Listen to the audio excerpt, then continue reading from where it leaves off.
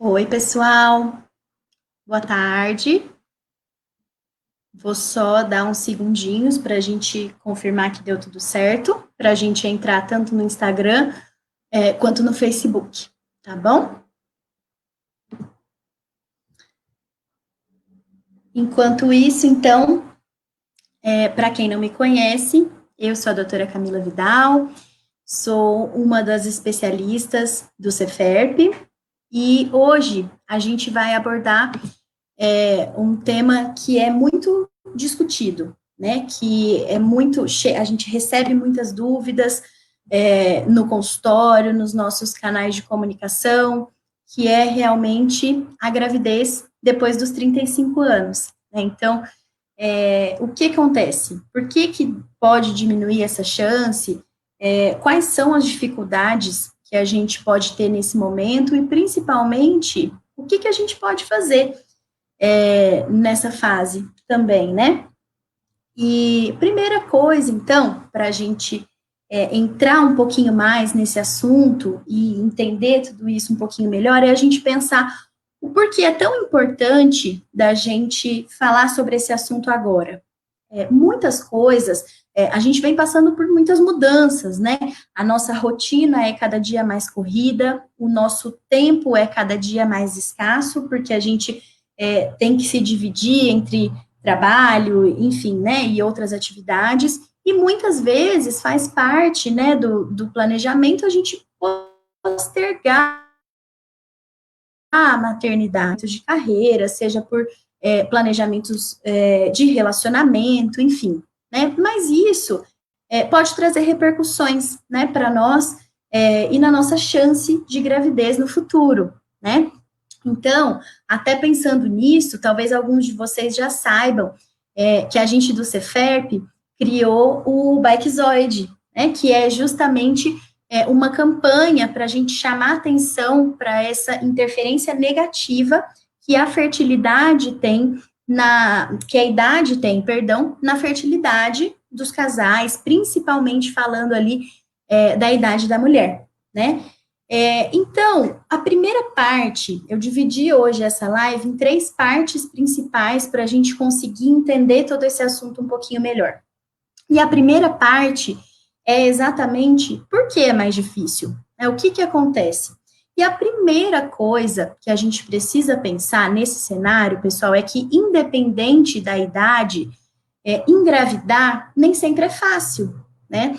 É muito cultural para nós que a gente se preocupe muito com não engravidar. Então, quando a menina começa a menstruar, ou nas nossas consultas ginecológicas de rotina, é muito abordado o tema como é que você quer evitar uma gestação. E, claro, usar anticoncepcional é importante, a gente programar, né, e ter um planejamento reprodutivo, sem sombra de dúvidas, é muito importante. Mas muitas vezes isso pode criar em nós uma sensação de que é muito fácil atingir a gestação, é simplesmente a gente parar de usar o anticoncepcional e a gente parar de evitar, né? E, na verdade, o nosso processo reprodutivo, como ser humano, ele é muito ineficiente, principalmente se a gente comparar com outras espécies. Quando a gente compara, por exemplo, um cachorrinho, um gatinho, eles conseguem ter vários filhotinhos de uma mesma vez. E quantos casais a gente conhece tentando por muito tempo chegar na gestação até realmente engravidar ou definir realmente infertilidade e procurar uma investigação e um tratamento, né? E por que isso acontece? Principalmente porque nós temos muita tendência de formar embriõezinhos que não são competentes o suficiente para continuar o desenvolvimento até gerar um bebê nascido. Então, por exemplo, um casal tentando engravidar espontâneo, pode acontecer um encontro ali espontâneo do óvulo com o espermatozoide, pode acontecer um início da formação do embriãozinho, mas esse embriãozinho, ou por alterações genéticas, ou por alterações celulares, não consegue continuar o desenvolvimento, esse embriãozinho não gruda na parede uterina, a menstruação não atrasa, e aquele casal, aquela paciente nem vai ficar sabendo que esse processo todo aconteceu, né? Mas isso é muito mais comum do que a gente imagina. Mas quando a gente traz essa mesma realidade para um tratamento de reprodução, é natural que os nossos níveis de expectativa sejam maiores, a gente se sente um pouco mais no controle, né, da situação. Mas essa limitação, por ser inerente a nós e ao nosso processo reprodutivo, ela também nos acompanha, né? Para a gente ter uma noção dessa dificuldade para engravidar, vamos supor que a gente pegou 100 casais em pacientes que a mulher tem até 30 anos. Se a gente pegar esses 100 casais sem nenhuma dificuldade para engravidar, eles acabaram de começar a tentar. E no primeiro mês desses casais tendo relações sexuais frequentes, a gente espera que mais ou menos 18 a 20 desses casais vão engravidar. Os outros 80 no primeiro mês não vão. Se a gente falar esses mesmos 100 casais por um ano tentando, a gente espera ali que mais ou menos 80, 85 desses casais cheguem na gestação. Então, a gente costuma falar muito que a gravidez é uma questão de tempo, né? Porque a gente vai, teoricamente, tentando expor novos embriões com novos patrimônios genéticos até a gente chegar naquele ou naqueles de melhor potencial para chegar no nascimento do bebê. E aí, se a gente pegar essa mesma comparação e a gente pegar como único fator de diferença a idade da mulher. Antes a gente estava falando em casais que a mulher teria até 30 anos, e se a gente falar nos casais que a mulher tem 36 anos ou mais, a gente espera que essa chance caia pela metade. Então, por exemplo, se a gente tinha naqueles casais até os 30 anos, em torno de 18 a 20 gestações no primeiro mês de um casal cuja mulher tem mais de 36 anos, a gente espera em torno de 9 a 10 casais dentre esses 100. Então, em torno de 9 a 10%. Se a gente for olhar no final de um ano, esses 100 casais com a mulher acima de 36 anos, a gente espera que 50 engravide. Então, a gente já tem uma redução importante para nós nesse sentido, né? E o que isso acontece? Por que essa redução é tão importante? Nesse sentido, a primeira coisa que a gente precisa entender é que a natureza ela foi um pouquinho mais rígida com nós mulheres nesse momento, né? Por quê? Porque os homens, eles estão sempre renovando a produção ali de espermatozoides, né? Então, a cada 60, 90 dias. A gente sabe que existem estudos também da interferência na fertilidade dos homens, de acordo com a idade, mas como eles estão sempre renovando essa produção, teoricamente, essas alterações, elas são muito menos proeminentes no homem que está renovando ali as suas células germinativas do que nas mulheres. Por quê? Nós, mulheres, nós formamos os óvulos que a gente vai ter disponível lá quando a gente é neném, lá no útero da nossa mãe. Então, se a gente for pensar, um fato até curioso, quem ou já gestou, está gestando uma menininha, nesse momento, ela está formando dentro do seu útero os óvulos que vão gerar os seus netinhos lá na frente. Então, essa produção, ela é limitada àquele momento. Quando eu vou só interromper o raciocínio que eu vi aqui um comentário com relação a deixar salvo. A gente vai salvar sim, tá? Aqui no perfil do Ceferp, e ela vai ficar disponível por essas 24 horas depois, tá bom? Então, voltando a falar dos nossos óvulos e da reserva ovariana, a gente formou esses óvulos lá quando a gente era neném, lá na barriga da mãe, e a gente só vai gastar esses óvulos pouco a pouco, até o momento que a gente vai ter o esgotamento reprodutivo dos ovários, que é quando a gente vai entrar na menopausa. Então, se a gente construiu o nosso estoque de óvulos, a nossa reserva ovariana, lá quando a gente é neném, e a gente só gasta, é natural que com o passar do tempo a gente vá ter uma redução tanto de número, mas principalmente de qualidade dos óvulos que vão estar ali armazenados. Isso por quê? Porque esse óvulo é uma célula que está acompanhando a gente pelos 35, 40, 45, enfim, na mesma idade que a gente tiver.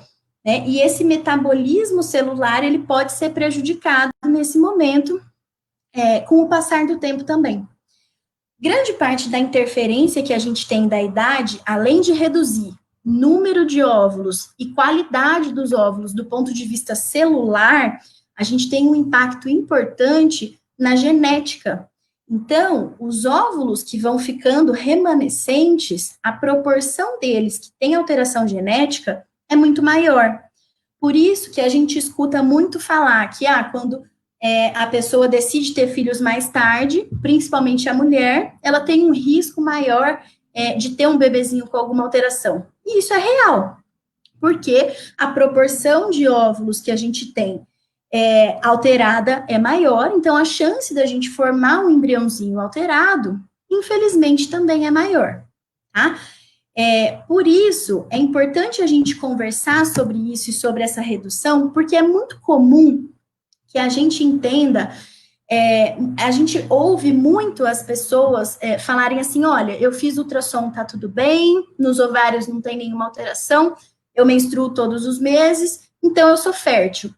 Se a gente for olhar pela definição, sim, a gente tem ali óvulos, a gente tem ovulação, a gente está tendo períodos férteis, né? Mas o que a gente precisa entender? O que isso significa do ponto de vista de chance de realmente engravidar?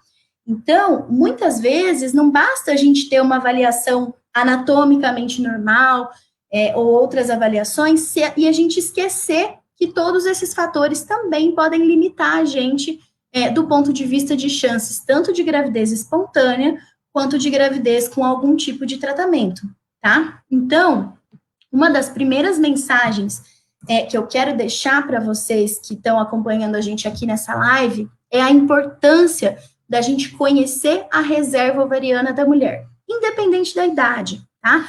Por quê? Hoje a gente está falando sobre o tema de gravidez, de chances depois dos 35 anos, mas a gente sabe que tem vários fatores que interferem na reserva ovariana, e a gente sabe que nós, como seres humanos, também não somos uma receita de bolo, né? Então, não é porque a gente tem marcadores de que, teoricamente, depois dos 35, a gente vai ter essa redução mais acelerada, que vai funcionar assim com todo mundo, né? Então, a gente pode ter pessoas de maior idade com uma reserva ovariana maior em número, por exemplo, assim como a gente pode ter pacientes que já tenham uma redução mais acelerada da reserva ovariana, mesmo antes dos 35 anos, que podem, inclusive, evoluir para a chamada menopausa precoce, né?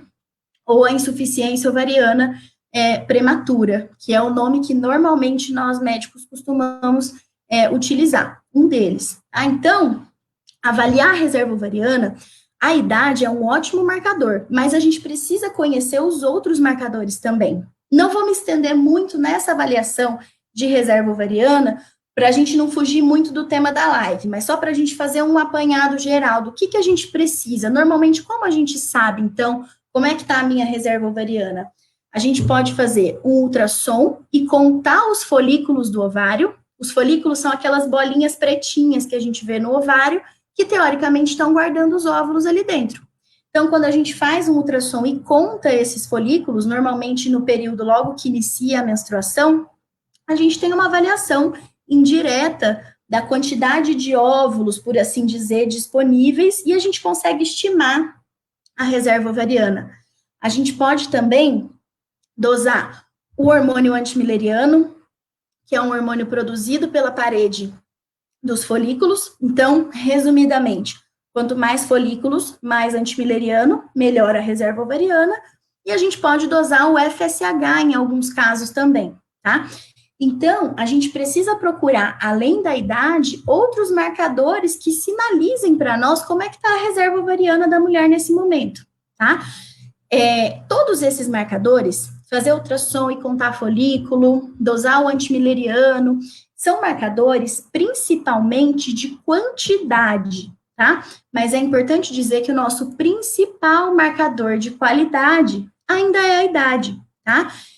Então, por isso também que é importante a gente discutir todos esses fatores, tá? É importante também a gente considerar que a gente precisa buscar na história da mulher, ou seja, na anamnese, no momento que a gente está conversando ali com a mulher e com o casal, outros fatores que possam ter acelerado, por exemplo, essa redução da reserva ovariana. Então, será que essa paciente tem história, por exemplo, de ter feito alguma cirurgia no ovário e ter gasto já mais parte da reserva ovariana?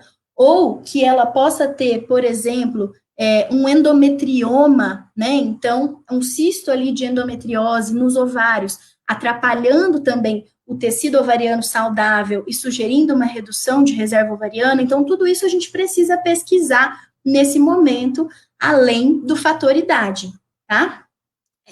Nesse final de semana, inclusive, nesse sábado, todos os médicos da nossa equipe puderam participar de um congresso online, que é, no momento, a única forma que a gente pode participar de congressos, né, por conta dessa aglomeração que a gente não pode ter nesse momento, e o tema do congresso foi praticamente também reserva ovariana, desde como avaliar, quais as formas da gente classificar, o que isso significa para nós no tratamento, quais as opções de tratamento com relação, desde medicações, uso de um ou outro tipo de suplementação, e até técnicas ainda em investigação do que eles chamam de rejuvenescimento, né, ovariano. E também foi muito falado de toda essa importância, e principalmente dessa importância da gente diferenciar quantidade de qualidade, tá? E da interferência que a idade tem, que o passar da idade tem na redução de qualidade dos óvulos, tanto celular quanto de qualidade genética, tá? A gente recebeu, durante a preparação para essa live, várias perguntas relacionadas ao assunto. São muitas, infelizmente, provavelmente eu não vou conseguir abordar todas aqui, vou abordar aquelas que são mais comuns, eu agrupei um pouco os assuntos, tá? Para a gente poder discutir tudo isso um pouquinho melhor. Se talvez eu não consiga responder todas as que vão estar aqui nos comentários, tanto do Instagram, do WhatsApp, mas não vão faltar oportunidades para a gente responder posteriormente. Sobrando um pouquinho de tempo no final da live, eu vejo a possibilidade da gente tentar abordar alguns dos assuntos que vão ter surgido aqui também, tá bom? Então, uma das perguntas que a gente recebeu foi: completei 35 anos, a reserva ovariana cai imediatamente ou gradativamente? Na verdade, o que a gente sabe é que essa redução, ela é gradual. Quando a gente olha os gráficos de chances de gravidez e a avaliação da reserva ovariana em si, o que a gente vê? A partir dos 32 anos, a gente já observa uma tendência de queda nessas chances de gestação, principalmente por conta da reserva ovariana, mas depois dos 35, essa redução ela tende a ser mais acelerada. E é por isso que a gente costuma falar muito dessa marca dos 35 anos, tá? Mas lembrando que vários outros fatores também interferem na reserva ovariana, como esses que a gente citou, e que a gente precisaria também pesquisar quando a gente conversa com o casal. Tá? E outra pergunta que a gente respondeu, mais ou menos relacionada a esse tema agora, quais os exames são necessários em uma tentante de 35 anos com obstrução tubária? Na verdade, essa resposta vai ser depende, né? Por quê? Primeiro, a gente precisa conhecer o básico para a gente poder pensar em opções de tratamento. Então, se existem outros fatores associados à reserva ovariana, se são as duas trompas obstruídas, se é uma trompa só, qual é o tempo de tentativas, como é que estão os fatores relacionados ao parceiro, e é muito importante também que a gente busque outras alterações. Então, será que essa mulher tem história de irregularidade menstrual que possa sugerir, por exemplo, um ovário policístico ou algum outro distúrbio hormonal? Será que existe história ou suspeita de endometriose ou algo mais que a gente precise fazer de investigação? Então, isso é variável de acordo com o caso como um todo, assim como as opções de tratamento podem ser variáveis dependendo dessas questões que a gente comentou, tá? E a última pergunta para a gente encerrar. Essa primeira parte agora da nossa live é possível engravidar após os 35 anos com a SOP, que é a síndrome do ovário policístico? Com certeza sim, né? Justamente o nosso objetivo em abordar temas como esse, lógico que a gente precisa falar da importância da gente ter essa avaliação precoce, mas é justamente mostrar para você que a gente tem muitos caminhos que a gente pode seguir, desde investigação até tratamento, né? Então, com certeza, desde que bem avaliado e bem conduzido, a gente tem a possibilidade, sim, de chegar na gestação. Não é um diagnóstico definitivo de não conseguir engravidar, de maneira nenhuma, tá bom? Então, a gente entendeu um pouquinho mais do porquê é mais difícil da gente engravidar nessa fase da nossa vida, E agora a gente vai para uma segunda parte. Quais são as dificuldades? A gente entendeu por que é mais difícil alcançar a gestação, mas quais outras dificuldades a gente precisa pensar e lembrar nesse momento? É importante a gente pensar que, com o passar da idade, outras doenças podem também aparecer, principalmente mais próximo dos 40 e até depois dos 40 anos. Mas a gente vai, com o passar do tempo, aumentando o risco de alterações, principalmente metabólicas e cardiovasculares. Então, a gente precisa ter um acompanhamento se a gente não tem nenhum risco ou já o diagnóstico de hipertensão, diabetes, doenças relacionadas à tireoide e outras alterações que possam implicar principalmente na evolução da gestação e no risco para a mãe e para o bebê nesse momento. E é importante que tudo isso tenha sido avaliado e que esteja tudo bem preparado para engravidar e para correr tudo bem, né, ou o mais controlado possível ali durante a gestação, tá? Uma coisa importante para a gente abordar nessas dificuldades também é que, com o passar do tempo, como a gente vai tendo essa redução de qualidade dos óvulos e essa proporção maior de alteração genética, a chance da gente formar embriõezinhos que não tenham competência de desenvolver até nascer um bebê, infelizmente ela aumenta. E isso pode levar desde dificuldade para engravidar, se esse embriãozinho nem chega a implantar, ou um risco aumentado de aborto. Se esse embriãozinho consegue implantar, mas ele não consegue continuar o desenvolvimento. Então, assim como a gente entendeu que é mais difícil da gente atingir a gestação, a partir do momento, conforme a idade vai passando, que a gente atinge a gestação, a gente pode ter um risco aumentado de aborto. Tá? Para a gente ter uma noção, mais ou menos, tá? Depende de vários outros fatores, mas para a gente ter uma noção, se a gente pegar uma mulher de até 30 anos, a gente espera um risco de aborto que gire em torno de 10 a 15% mais ou menos, excluindo outras causas, tá? Isso falando no geral. Enquanto, se a gente pegar uma paciente acima de 40 anos, a gente pode ter uma porcentagem em torno de 30, chegando até 50% de aborto, dependendo da idade da paciente e dos outros fatores, tá?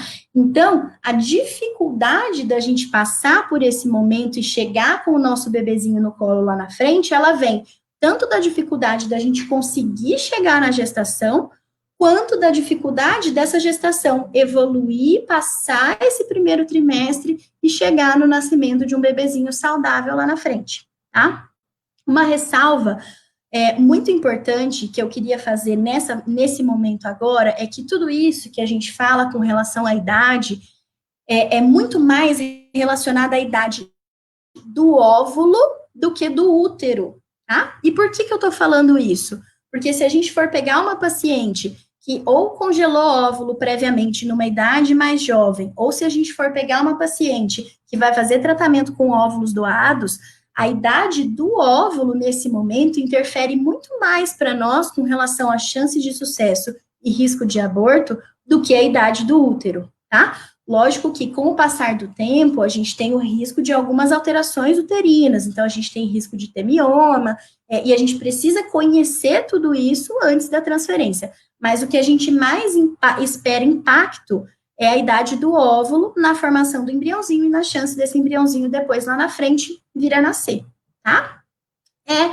E agora, então, a gente entendeu um pouquinho por que é mais difícil, quais as dificuldades a gente pode passar, e a gente fala, então, do que a gente pode fazer de possíveis tratamentos nesse momento.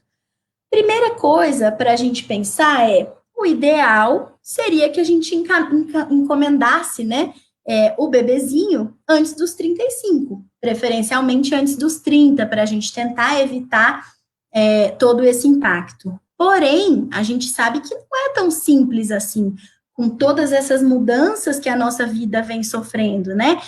Vem passando, né? Não vou nem dizer sofrendo. Então, não é sempre possível. Hoje, o nosso ritmo de vida é muito diferente dos nossos pais, avós, bisavós. Então, existem opções alternativas para isso, né? Uma das mais importantes que a gente precisa sempre lembrar e chamar a atenção é da possibilidade da gente congelar os óvulos previamente. Eu não sei se vocês já ouviram falar, existe uma jornalista chamada Brigitte Adams. Ela foi uma das primeiras pessoas que levou à mídia essa questão de congelamento de óvulos. Inclusive, ela saiu em uma revista, né, em uma capa de revista, uma frase que foi muito marcante dentro da reprodução, que era "Freeze your eggs, free your career", ou seja, congele os seus óvulos, liberte a sua carreira, né? Com o propósito de que vamos, então, armazenar aqui esses gametas de melhor qualidade e a gente faz, entre aspas, um seguro. Se por um acaso a gente precisar, a gente vai ter lá na frente óvulos de uma melhor qualidade, teoricamente com melhor patrimônio genético para a gente utilizar, tá? Essa pessoa, inclusive, a Brigitte Adams, essa jornalista, na época, ela foi uma das principais defensoras do congelamento de óvulos. Inclusive, no ano passado, quando eu estive no congresso da Sociedade Americana, que foi lá na Filadélfia, ela deu uma palestra falando sobre isso também, e ela contou toda a história dela, o que ela esperava, né, de expectativas do tratamento, e o fato curioso do caso dela é que ela fez toda essa campanha para o congelamento de óvulos, e ela não atingiu a gestação com esses óvulos congelados lá na frente. Ela congelou, se eu não me engano, 11 óvulos, não lembro se com 36, 37 anos, mas no momento que ela foi utilizar, ela não chegou na gravidez com esses óvulos, e depois ela acabou engravidando com óvulos de uma doadora. Então, congelar os óvulos é para a gente tentar ter um seguro. Eu consigo ter 100% de certeza que a gente vai chegar na gestação lá na frente? Não, mas é para a gente tentar se prevenir de todas essas possíveis alterações que o tempo pode trazer para nós. Inclusive, a gente acabou de receber um oi aqui da Aline, uma das embriologistas que cuida dos óvulozinhos congelados lá na clínica. Então, a gente congelar essas células nesse momento é justamente para a gente prevenir esse risco do que o tempo pode ter de efeito deletério aos óvulos nesse momento, tá? Não existe, pessoal, um número ideal de óvulos e nenhuma idade máxima permitida para o congelamento de óvulos, tá? Uma das perguntas que a gente recebeu foi: tenho 36 anos, posso congelar os óvulos? Pode. A gente bate muito nessa questão dos 35 anos por conta da gente saber que essa redução depois ela vai ser mais acelerada. Porém, a gente sabe que não é que a gente falou, né, não é uma receita de bolo. Então, a gente pode, até porque o impacto dessa velocidade de redução de reserva ovariana, ele pode ser variável, tá? Antes da gente fazer um processo de congelamento de óvulos, a gente vai conhecer a reserva ovariana, a gente vai saber o quanto já foi reduzido depois com o tempo e o que a gente espera do ovário quando a gente for fazer um estímulo e quantos óvulos a gente espera colher lá na frente, tá? Porque, como eu falei para vocês, não existe um número objetivo, a gente tem que chegar em X óvulos para a gente manter congelado. Eu já tive pacientes que congelaram um número pequeno de óvulos e que falaram: olha, eu fico tranquila por ter tentado, dando certo ou não, eu sei que eu fiz o que estava ao meu alcance. Assim como eu já tive pacientes que fizeram mais ciclos de estimulação para a gente tentar chegar numa porcentagem maior de chance de nascer um bebê lá na frente. E o que é muito importante a gente conversar com relação a esse número de óvulos? O mais importante é a transparência, da gente entender: olha, nessa idade, a gente congelando X óvulos maduros, a gente consegue chegar numa chance futura de nascimento do bebê em torno de X%. Para a gente ter uma noção, mas uma porcentagem geral, tá? Sem levar em consideração fatores individuais. Se a gente pega uma paciente de até 36, 37 anos e consiga congelar em torno de 15 óvulos maduros, por algumas estatísticas, a gente pode esperar uma chance de nascer um bebê desses óvulos em torno de 70%, tá? E aí, a gente vai definir qual é o nosso objetivo do número de óvulos baseado no que vai trazer segurança para essa paciente. Para algumas pessoas isso pode ser 50%, 60%, para outras pode ser lá próximo de 90%. E aí a gente vai definir junto, então, qual é o nosso objetivo, qual é a nossa margem de segurança que a gente gostaria de ter para chegar e deixar esses óvulos congeladinhos. A partir do momento que eles estão congelados, eles não têm prazo de validade, e é como se o tempo daqueles óvulos tivesse parado, né? Então, a gente faz o congelamento através da vitrificação e aquela célula fica por tempo indeterminado ali, mantendo a qualidade que ela tinha lá no momento do congelamento, tá? Então, esse é o nosso maior conselho, vamos dizer assim, nesse momento, para quem quer programar a gestação.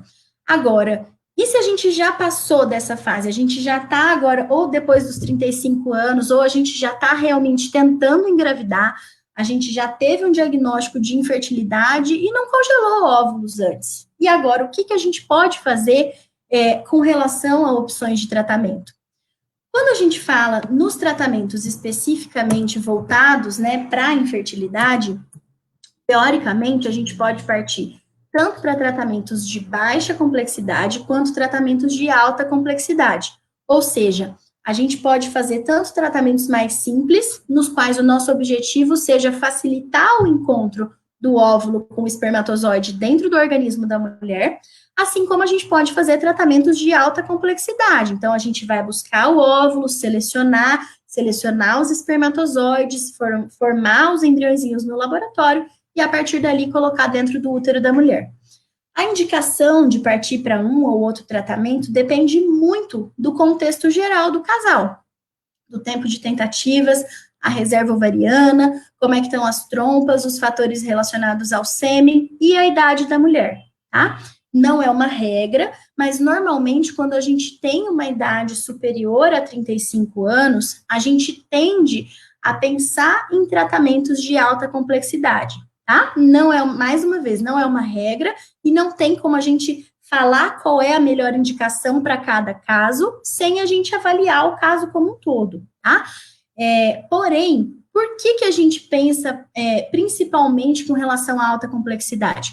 Porque quando a gente pensa em tratamentos mais simples, a gente depende de alguns fatores que não estão no nosso controle.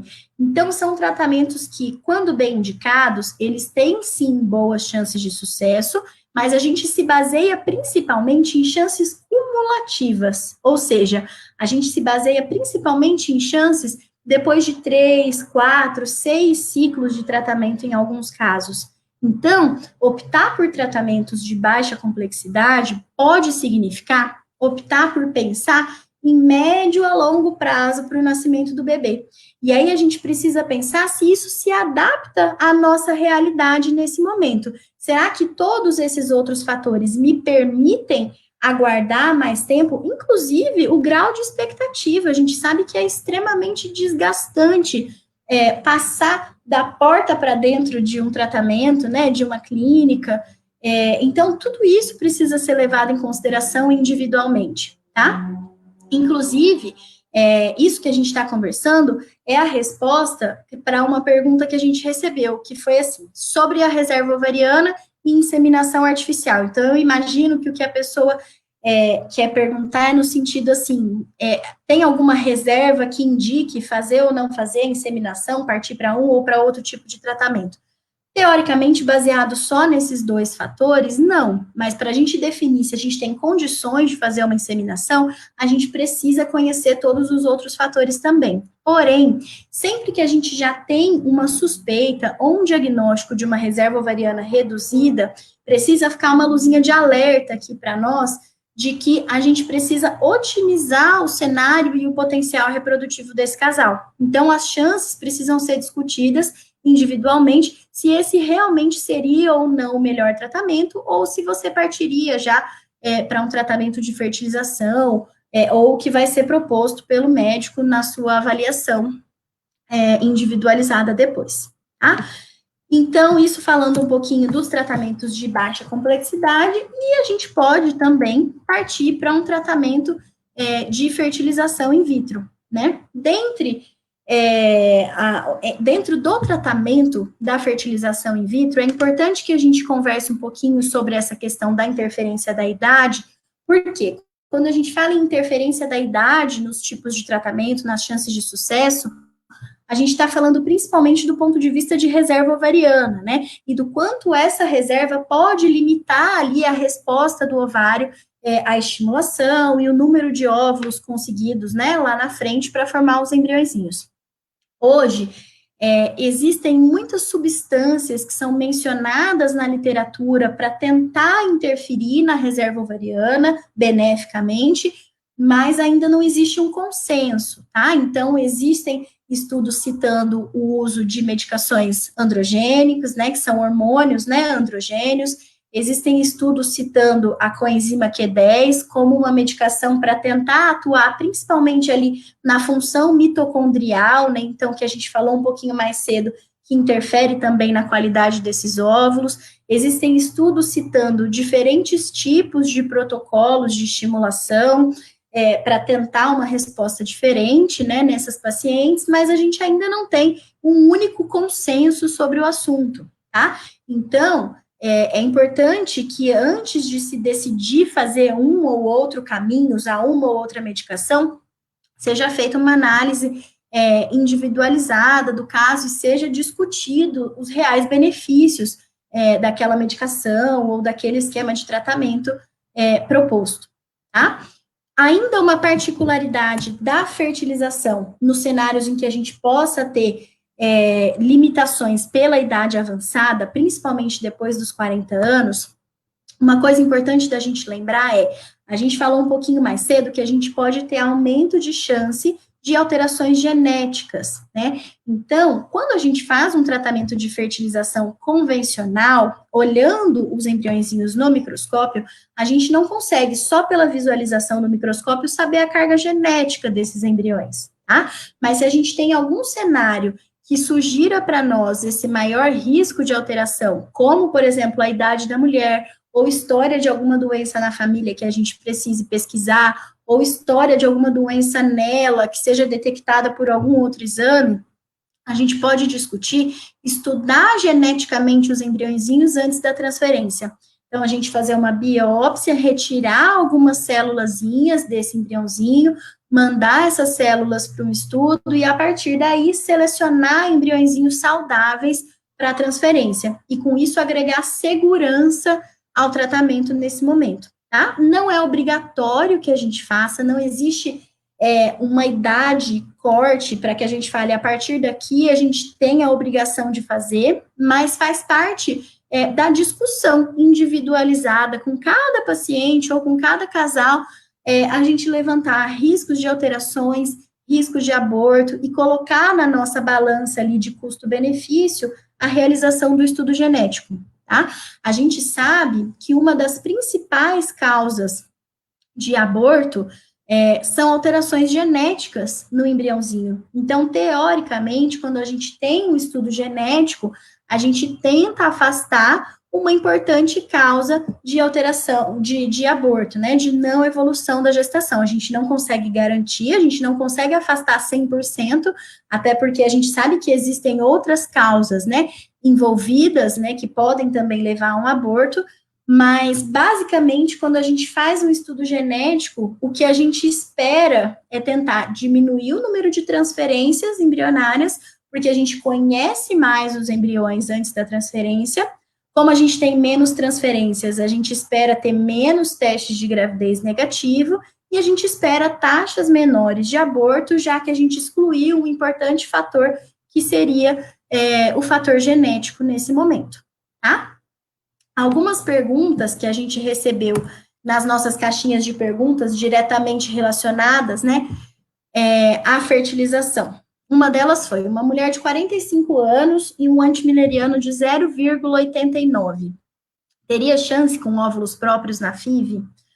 Olha, a gente nunca consegue falar que não tem chance, né? Porque é aquilo que a gente conversou no começo da live. Então, se essa mulher tem folículo, se essa mulher ovula, se a gente tem tudo isso funcionante, a gente tem a possibilidade de gestação. Porém, a gente precisa lembrar que todos esses fatores, eles vão limitando, né, as nossas chances, desde o ponto de vista, falando de uma fertilização, desde o ponto de vista da gente ter óvulo, formar embriãozinho e principalmente formar um embriãozinho competente para grudar no útero, passar pelo primeiro trimestre, não evoluir para um aborto e chegar no nascimento do bebê, tá? Então, é possível, mas a gente pode esperar chances pequenas, né, de sucesso.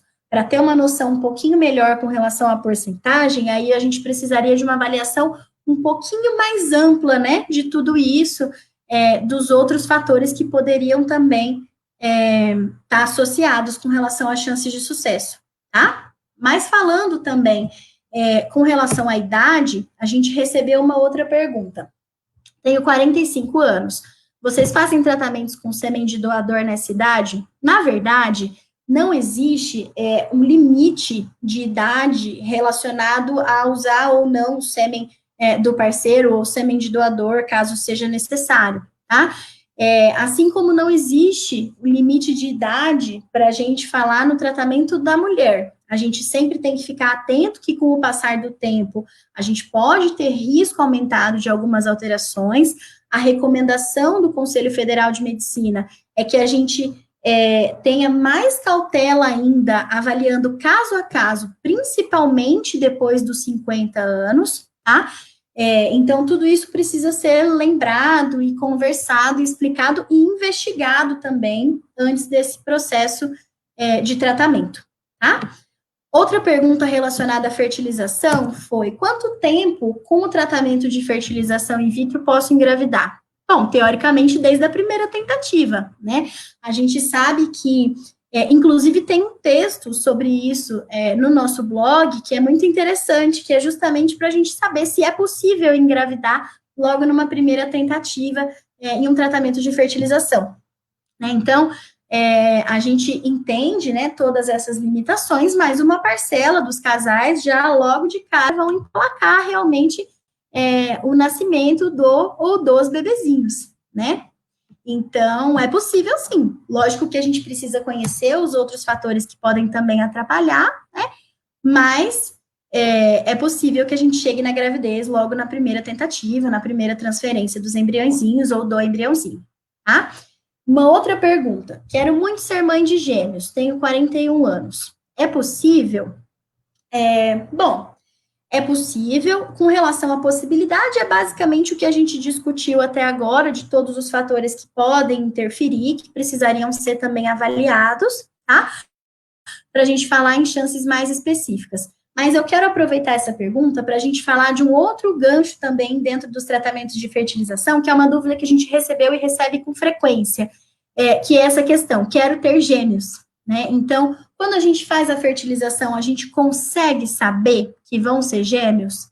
Não, a gente não consegue, ter essa certeza, tá? O que acontece? A gente ouve muito falar, né, que quando a gente engravida com tratamento, tem um risco aumentado de vir mais que um bebê. E realmente pode ter. Por quê?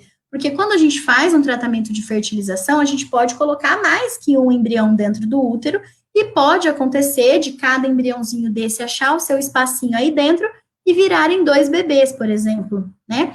O número máximo de embriões é definido pela idade da mulher, e o máximo de todos seriam 4 embriões, tá? Mas quantos vão realmente para dentro do útero é uma decisão individualizada com o casal, baseado em como é que está a qualidade morfológica desses embriões, o estágio de desenvolvimento e outros fatores que a gente vai pesquisar também, tá? E a gente recebeu, vinculado a isso, uma pergunta de quais as chances desse tratamento resultar em gêmeos. Elas são variáveis, dependendo de tudo isso que a gente falou, dos embriões, né, e da idade da mulher, qualidade embrionária, porém, de forma geral, uma maneira um pouco mais genérica, quando a gente coloca 2 embriõezinhos, a chance de cada um achar o seu espacinho ali, como eu costumo falar, gira em torno de 20% a 30%, tá? Mas isso é uma estimativa, pode ser tanto maior quanto menor, dependendo dos outros fatores associados. Pode acontecer desses embriõezinhos ainda assim dividirem e, por exemplo, vir 3 nenéns? Pode, mas aí a chance já é bem menor, tá?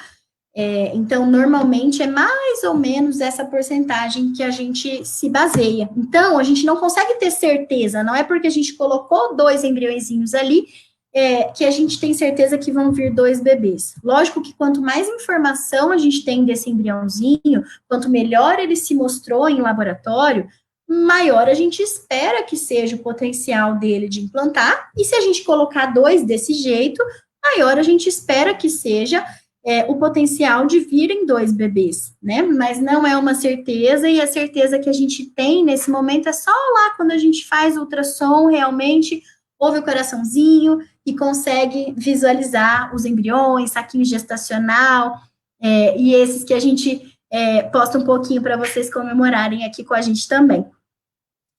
Ainda com relação à pergunta na fertilização, antes da gente mudar para um último tópico para a gente encerrar a live, tenho consulta marcada para julho, que bom, ficamos muito felizes e ansiosos, né? E nos diagnósticos tem o útero unicórnio. Queria saber sobre isso e se me impossibilita para engravidar. Estou ansiosa pela consulta. Falamos a mesma coisa, né? Nós também.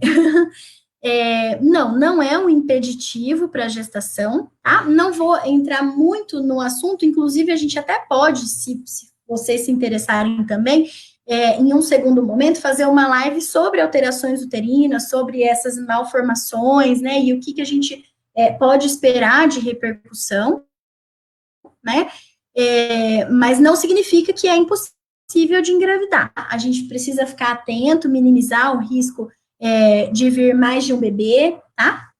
Por conta, teoricamente, do espacinho ali para esse embriãozinho crescer, para esse bebezinho crescer, precisam ser conversados outros aspectos, mas não significa que é impossível chegar na gestação, tá bom? E por último, então, a gente falou um pouquinho com relação a tratamento, desde congelamento de óvulos, tratamentos de baixa complexidade, tratamentos de alta complexidade, sendo a fertilização, e a gente pode recorrer também a tratamentos com óvulos doados, né, que é a recepção de óvulos. Dependendo dos casos, dependendo da idade da mulher, da idade da mulher que vai fazer o tratamento e a limitação que a gente espera da resposta dela ao tratamento, enfim, de todos os fatores, a gente pode chegar a chances até 10 vezes maiores em tratamentos com óvulos doados do que em tratamentos com óvulos próprios, por exemplo, né?